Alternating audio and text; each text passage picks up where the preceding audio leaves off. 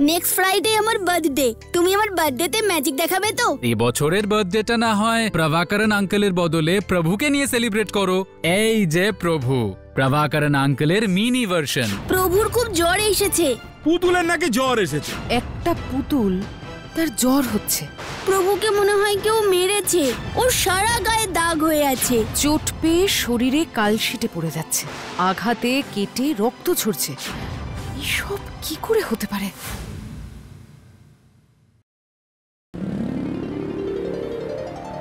অবশেষে আমরা আজকের অনুষ্ঠানের সবচেয়ে শেষ এবং সবচেয়ে আকর্ষণীয় পর্বে এসে পৌঁছেছি। এবার আমরা দেখে নেব দেশের বিভিন্ন রাজ্যের বিখ্যাত সব জাদুকরদের মধ্যে কে আজ সেরার সেরা জাদুকরের শিরোপা আদায় করে নেয়।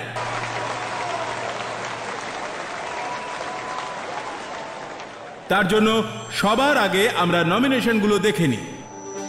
নমিনেশনের প্রথম নাম হলো জাদু বাদশাহ ডিপি মজুমদার। দ্বিতীয় নাম হলো none other than prince of magic Allen.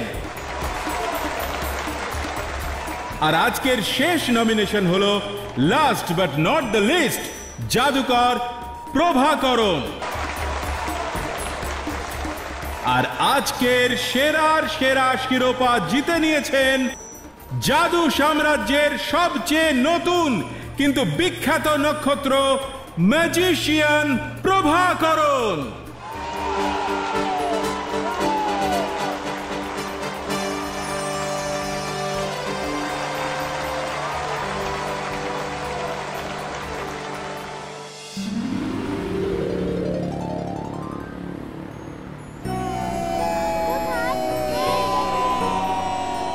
হ্যাঁ, মা বাবারা আমাদের দুঃখ একটুও বোঝে না, তাই তো রোজ রোজ আমাদের হাতে এই বই ধরিয়ে দেয়। কিন্তু আমরা কি চাই তা কি ওরা জানে? জানে না। আমি দেখিয়ে দিচ্ছি আমরা ঠিক কি চাই। এই আবরাকাডাবরা গিলি গিলি গে গিলি গে। বই ভ্যানিশ। কিন্তু শুধু বই ভ্যানিশ হলে কি আর মন ভালো হয়? মন ভালো করার জন্য কি চাই? কি চাই?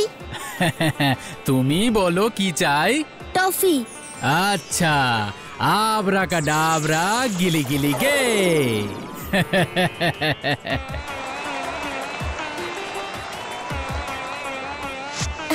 Thank you uncle. Excuse me mister Prabhakaran, আপনার ম্যাজিক দেখে আর আপনার এমন স্পষ্ট বাংলা শুনে আমি আর আমার ছেলে পিকলু দুজনেই আপনার ফ্যান হয়ে গেছি। ও তাই নাকি? Thank you very much. তবে শুধু বাংলা নয়, আমি তামিলের সাথে সাথে আরো 5টা ভাষা বলতে পারি। আসলে অনেক অল্প বয়সেই বাবা মাকে হারিয়েছি, তাই একাকিত্ব কাটাতে অনেক ছোট থেকেই আমি ম্যাজিক আর বিভিন্ন ভাষা শিখতে শুরু করি। বাহ, শুনে খুব ভালো লাগলো। আঙ্কেল, নেক্সট ফ্রাইডে আমার বার্থডে। তুমি আমার বার্থডেতে ম্যাজিক দেখাবে তো প্লিজ? হ্যাঁ, এটা তো একটু গন্ডগোল হয়ে গেল পিকলু বাবু। আমি যে এক্ষুনি বাড়ি ফিরে যাচ্ছি, এখান থেকেই সোজা এয়ারপোর্টে চলে যাব, আর তারপরে নেক্সট থার্সডে ফ্লাইটে করে সোজা বিদেশে। সেখানে শো আছে। Please uncle, please. পিকলু এরকম বায়না করে না। শুনছো না, আঙ্কেল বিজি আছেন। না না, ওকে বকবেন না, ওর কি দোষ, ছেলে মানুষ। আচ্ছা, আমি তোমায় প্রমিস করছি নেক্সট ইয়ার তোমার বার্থডেতে আমি ঠিক ম্যাজিক দেখাবো। আর এই বছরের বার্থডেটা না হয় প্রভাকরণ আঙ্কেলের বদলে প্রভুকে নিয়ে সেলিব্রেট করো। প্রভু? এই যে প্রভু, প্রভাকরণ আঙ্কেলের mini version Prabhu. Thank you uncle. আজ তাহলে চলি, গুড বাই। Bye by.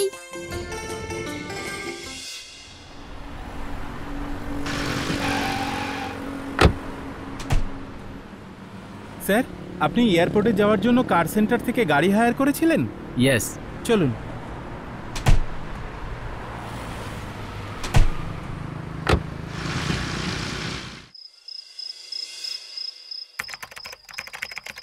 মা, আমায় একটা ছোট তোয়ালে দেবে? কেন, কি হয়েছে রে?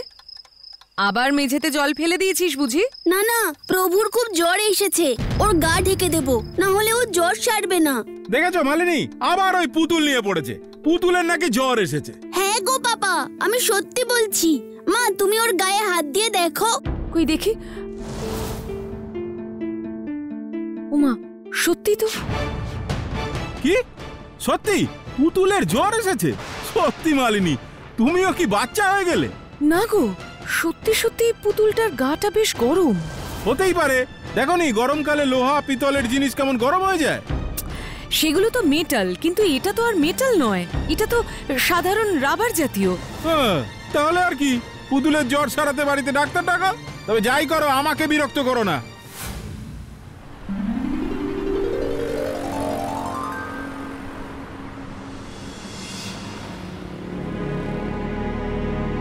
কি রে পিকলু, বিকেল বেলায় এমন চুপচাপ বসে আছিস কেন?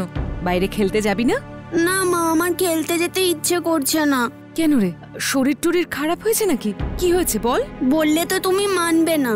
কেন মানবো না, কি হয়েছে বল। প্রভুর শরীর ভালো নেই। প্রভুকে মনে হয় কেউ মেরেছে। ওর সারা গায়ে দাগ হয়ে আছে, কপালের কাছে কেটেও গেছে। এসব তুই কি বলছিস? সত্যি বলছি, এই দেখো না। কই দেখি। ওমা, তাই তো। আচ্ছা পিকলু, সত্যি করে বলতো, তুই নিজেই ওর গায়ে রং করে আমার সাথে মজা করছিস না তো? আমি জানি তো তুমি মানবে না, কিন্তু প্রভু সত্যিই ব্যথা পেয়েছে। এগুলো রং না, তুমি চাইলে সাবান ঘষে দেখতে পারো। এটা কি করে সম্ভব? সেই সব আমি জানি না। তুমি আমাকে একটা ব্যান্ডেজ দাও, ওর কপালে লাগাবো, তাহলে ব্যথাটা তাড়াতাড়ি সেরে যাবে।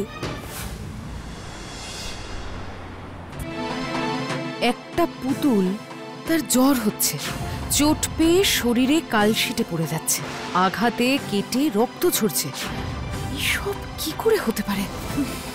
না, একবার ইন্টারনেটে সার্চ করি, ওখানে তো অনেক অজানা তথ্য পাওয়া যায়।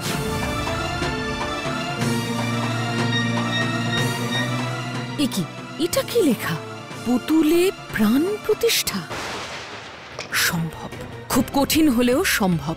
তার মানে কি প্রভাকরণ এই পুতুলটার মধ্যেও প্রাণ প্রতিষ্ঠা করেছিলেন?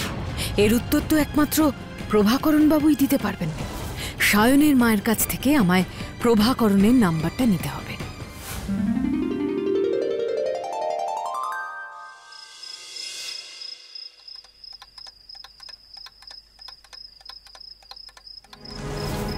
দাগগুলো কালকের থেকে আজকে তো অনেকটা হালকা লাগছে। তার মানে কি ব্যথাটা সেরে যাচ্ছে? এর উত্তর একমাত্র প্রভাকরণ বাবুই দিতে পারবেন, কিন্তু উনি তো ফোনই তুলছেন না। একবার ওর ম্যানেজারকে ফোন করে দেখবো। সায়নের মা তো ম্যানেজারের নাম্বারটাও দিয়েছে। হ্যালো, मैं एक प्रोग्राम के बारे में फोन कर रही हूँ, लेकिन उसका फोन ही नहीं लग रहा है। अच्छा, आप अच्छा, आपसे भी बात नहीं हुआ? अब ठीक है, मैं बाद में फोन करूंगी। তার মানে সেদিনের পর থেকে ওর আর কারো সাথেই দেখা হয়নি। স্ট্রেঞ্জ। কিন্তু ওর তো সেদিন সরাসরি ফ্লাইট ধরে নিজের বাড়িতে যাওয়ার কথা ছিল, কিন্তু ওর ম্যানেজার তো বলল ও নাকি বাড়িতেই ফেরেনি। আমাকে সায়নের মায়ের সাথে সরাসরি কথা বলতে হবে।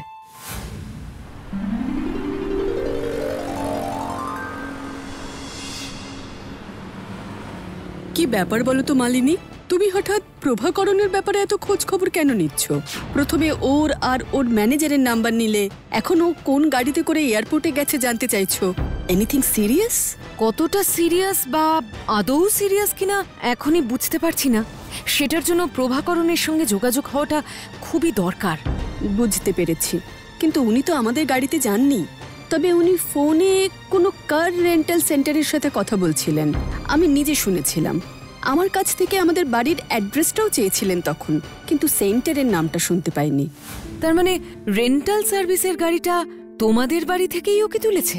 আচ্ছা, তোমাদের পার্কিং লটে সিসিটিভি আছে না? হ্যাঁ আছে তো, চলো আমি তোমায় ফুটেজটা দেখাচ্ছি।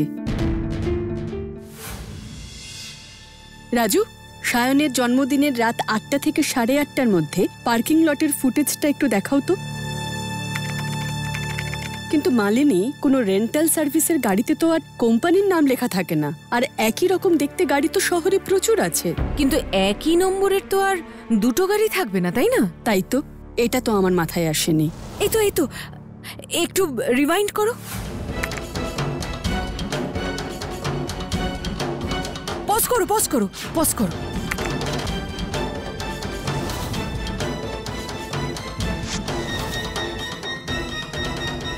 ব্যাস, আর লাগবে না, থ্যাংক ইউ। সবই বুঝলাম মালিনী, কিন্তু এইসব পুতুলে প্রাণ প্রতিষ্ঠা তুই বিশ্বাস করিস? ব্যাপারটা আমার বিশ্বাস অবিশ্বাসের নয় রে, ব্যাপারটা সত্যি মিথ্যের, আর আমি সেটাই যাচাই করতে চাই। তাছাড়া তুই তো নিজে একজন জার্নালিস্ট। অবিশ্বাস্য কোনো ঘটনার খোঁজ পেলে কি তুই সেটা অসম্ভব বলে উড়িয়ে দিস, নাকি সেটার সত্যতা যাচাই করে খবরটাকে পরিবেশন করিস? তোর সাথে কথাই কেউ পারবে না। এবার বল, আমি তোকে কিভাবে সাহায্য করব? যে গাড়িটা করে প্রভাকরণ এয়ারপোর্টের দিকে গেছে, আমি সেটার নম্বরটা তোকে দেব। তুই গাড়ির ডিটেলসটা আমাকে দিতে পারবি? পারবো। বেশ, আমি তাহলে তোকে নম্বরটা টেক্সট করছি, কেমন?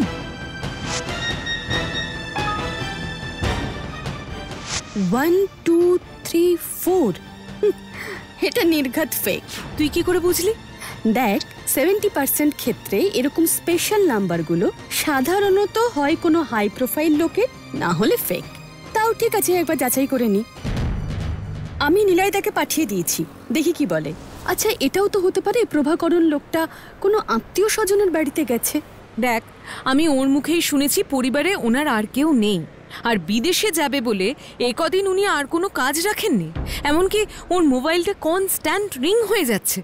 এত কিছু তো আর কোইন্সিডেন্ট হতে পারে না। আর এরপরে যদি গাড়ির নম্বরটা ফেক দাঁড়ায়, তাহলে তো সোনায় সোহাগা। I agreed, fake number. যা, তার মানে প্রভাকরণের নিশ্চয়ই কোনো বিপদ হয়েছে। কিন্তু কে ওর ক্ষতি করতে চায়? উনি তো একা মানুষ, কলিগরাও তো সবাই খুব ভালোবাসে। সেদিন টিভিতেও তো অ্যাওয়ার্ডের লাইভ অনুষ্ঠানে দেখলাম।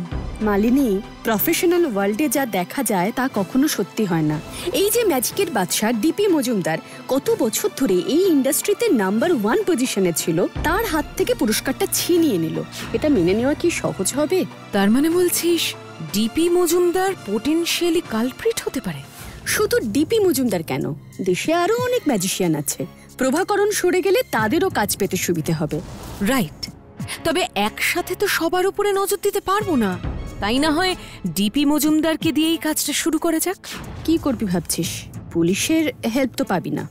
জানি, তাই ডিরেক্ট অ্যাপ্রোচ করব, প্রশ্ন করব, কথার মাঝে যদি ফাঁক ফোকর খুঁজে পাই।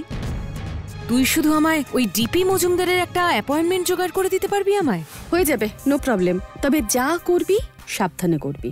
এসব বড় বড় লোককে কিন্তু প্রমাণ ছাড়া চটাতে যাস না, সোজা মানহানির মামলা ঠুকে দেবে।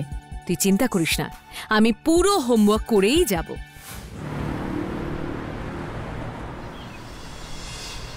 তা আপনিও কি আপনার বন্ধুর মতোই জার্নালিস্ট, প্রিন্ট নাকি ভিজুয়াল? না, আমি সোশ্যাল মিডিয়ায় পডকাস্ট করি। আপনার কাছে সেই জন্যই এসেছি।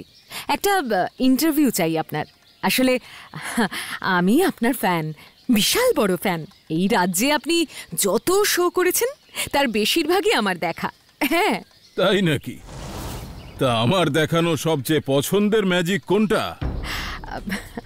শুনলে আপনি হাসবেন।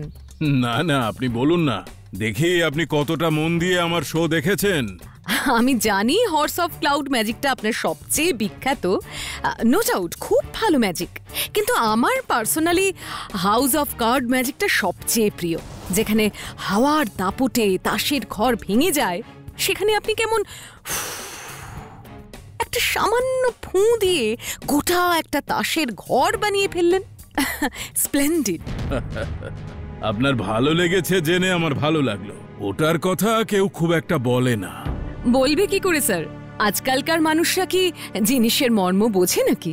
না হলে কি সেরার সেরা শিরোপা ওই বাচ্চা ছেলেটাকে দেয়? সবাই তো আর আপনার মতো শিল্পীর কদর বোঝে না মিসেস সেন। তবে চিন্তা করবেন না, আমার জায়গা আমি ঠিকই ফেরত পাবো, খুব বেশি দেরি নেই। সত্যি? কিন্তু কিভাবে?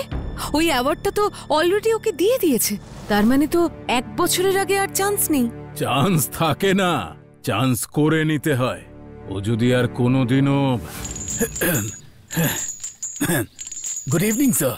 আরে অ্যালেন যে, বসো বসো।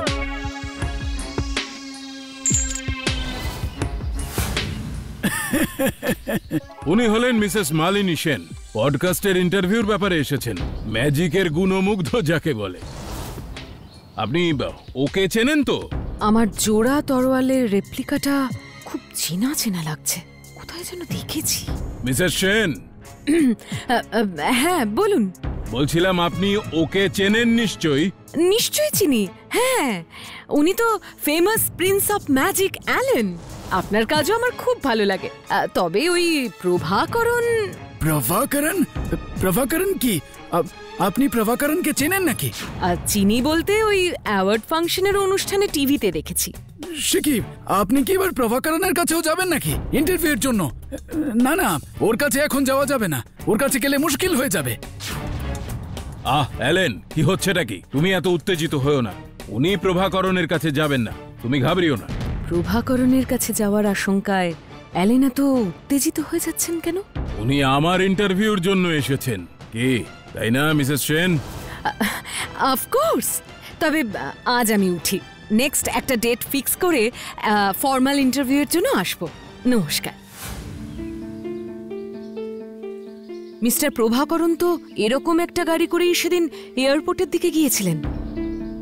গাড়ির নম্বর WB02AZ6894। তার পাশে ওই চিহ্নটা... হ্যাঁ তাই তো, এই চিহ্নটা তো কিডন্যাপারের গাড়িতেও ছিল। তার মানে এটাই সেই গাড়ি, শুধু নাম্বার প্লেটটা বদলে ফেলেছে। কিন্তু কিন্তু গাড়িটা কি ডিপিডি নাকি অন্য কারোর? তার মানে অ্যালেন। আমায় এক্ষুনি স্বচ্ছতার সাথে যোগাযোগ করতে হবে। You mean Allen? এটা তো বিশাল বড় নিউজ রে। অ্যালেন তো বটেই, তবে শুধুই অ্যালেন কিনা সেটা এখনো বুঝতে পারছি না। সেটা আমায় খুঁজে বের করতেই হবে।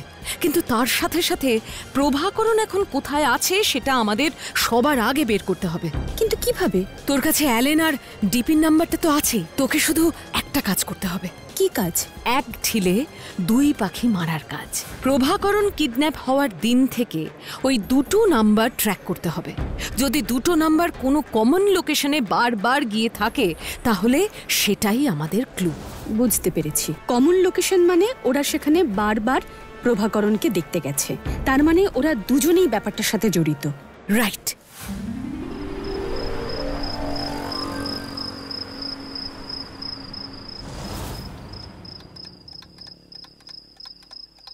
কি হয়েছে পিকলু?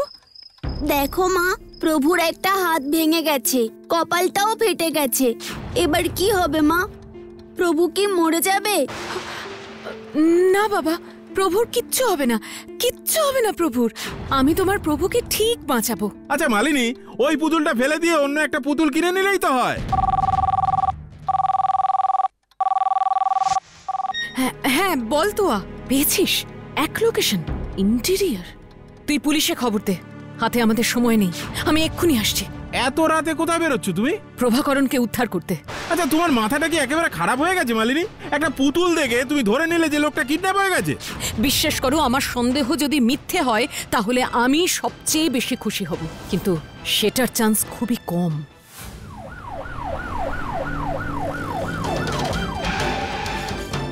এটাই সেই লোকেশন। ইন্সপেক্টর, তাড়াতাড়ি চলুন, বেশি দেরি করলে প্রভাকরণকে মেরেও ফেলতে পারে। কি ভেবেছিলে এভাবে এত সহজে তুমি আমার জায়গাটা কেড়ে নেবে? উড়ে এসে জুড়ে বসবে, সে চান্স আর তুমি পাবে না।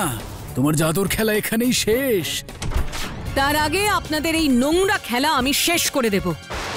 Officer, please arrest them. দেখি, মিসেস সেন? ইয়েস, মালিনী সেন। আর আমি আপনাদের ফ্যান নই, আমি সত্যের ফ্যান, আমি প্রভাকরণের ফ্যান। নিয়ে যান ওদের।